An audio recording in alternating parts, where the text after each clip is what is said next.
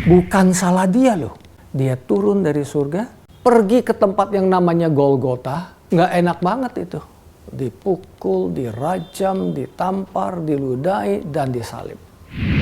Kekristenan itu definisinya adalah iman, bukan kepintaran.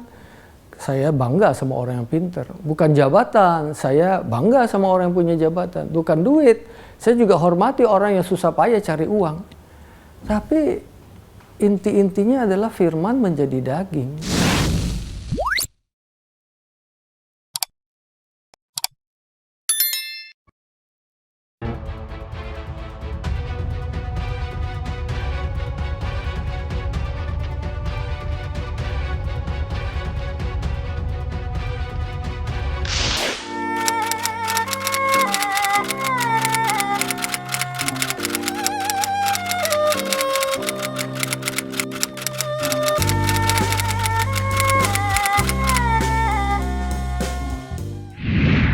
Wow, pertanyaan yang bagus. Berarti kita perlu bagus dua-duanya. Artinya kita ini makhluk spiritual dari surga, tapi ada alasan Tuhan tempatkan kita di muka bumi ini. Tuhan bilang ada pemerintahan di bumi yang kita perlu doakan, kita perlu support, kita perlu pilih. Dan kita kalau seperti kita warga negara rohani yang baik, ya berarti kita perlu menjadi warga negara jasmani yang baik. Karena sesuatu yang rohani harus termanifestasikan dalam hal-hal yang jasmani. Tuhan itu ingin kita sebagai makhluk rohani menjalankan kehidupan kita di muka bumi ini sebaik-baiknya.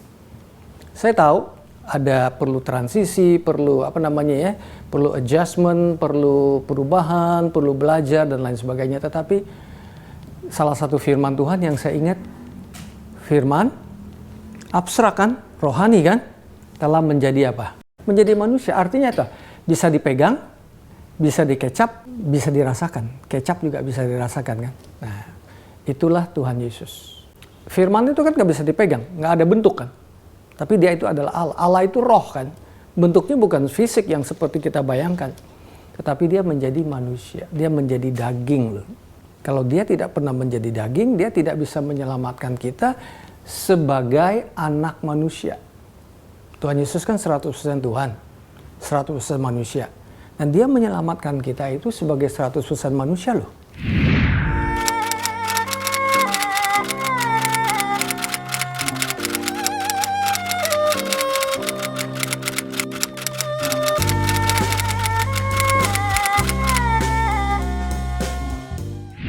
Ada orang sebagai warga negara, dia berpikir dia tidak perlu misalnya salah satu ya, tentang pilihan, golput.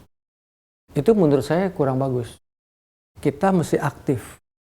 Karena Tuhan taruh kita di muka bumi ini tidak menjadi pasif loh. Walaupun di tengah-tengah tantangan dan rintangan. Biasanya kan orang golput itu kan karena kecewa ya. Tapi tetap kita milih. Karena kita sebagai warga negara masyarakat, warga negara Indonesia, warga negara di muka bumi ini. Jadi itu yang saya lihat. Tapi memang ada teman-teman yang saya dengar, saya bingung mau pilih yang mana, saya juga nggak kenal. Mungkin dari pemerintah sosialisasinya kurang bagus. Ya, tapi apa boleh buat? Kita kan tidak bisa karena dari satu pihak melakukannya tidak sempurna, lantas kita back off, kita mundur. Kan tidak baik. Justru kita proaktif.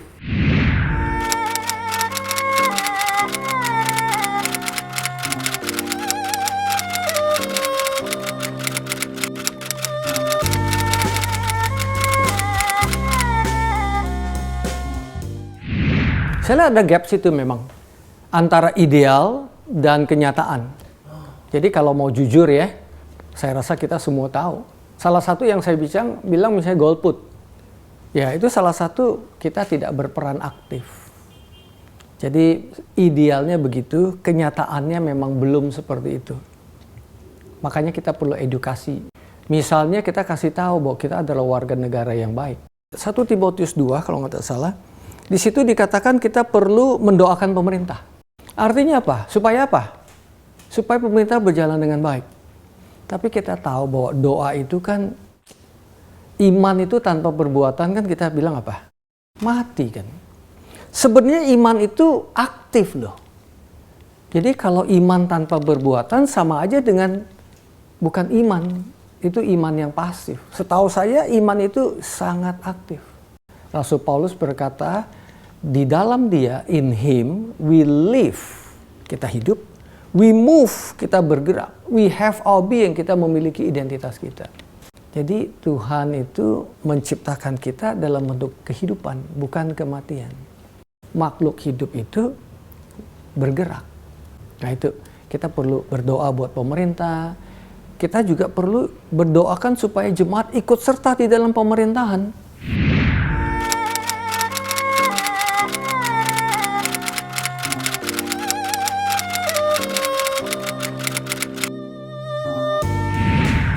Ya, bisa jadi akhirnya karena seperti itu kita menjadi apa ya, diomongin lah. Ya, walaupun belum tentu diomongin itu 100% benar, tapi kita jadi diomongin. Kita menjadi ada cacat dan ada celahnya. Kenapa kita tidak merubah? Kalau sudah tahu ada cacat, ada celah, ada kekurangan, ya kita berubahlah.